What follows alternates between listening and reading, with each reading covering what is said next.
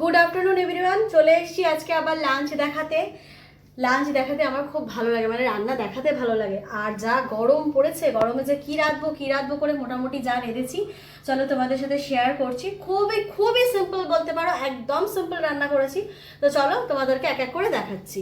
তো চলো, প্রথমে দিচ্ছি ভাত। এখানে দেখো, এখানে গোটা একটা করলা সেদ্ধ রয়েছে, আর এটা হচ্ছে আর একটা করলা দিয়ে করলা আলু মাখা। উফ, যা দুর্দান্ত লাগে না।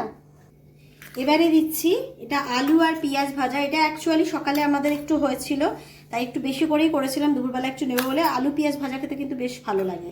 এবার এখানে দিচ্ছি এটা মিক্সড সবজি। মিক্সড সবজির মধ্যে কিন্তু কুমড়ো আছে, পটল আছে, আলু আছে, আর এই হচ্ছে কাবুলি ছোলা। আবার এই যে চানা হয়, দেখো দেখতেই পাওয়া যাচ্ছে, কাবুলি চানা।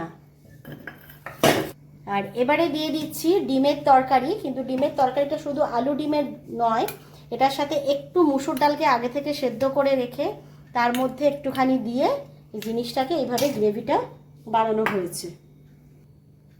তো এই হলো আজকে আমাদের সিম্পল লাঞ্চ, একদমই সিম্পল বলতে পারো।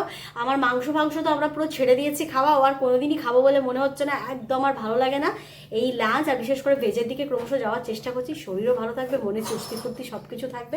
তো চলো, একটু জ্ঞানও দিয়ে দিলাম লাস্টে। এই হলো আমাদের আজকে লাঞ্চ শেয়ার হয়ে গেল। চলো আবার কোনোদিন কোনো সময় চলে আসবো লাঞ্চ নিয়ে। টাটা।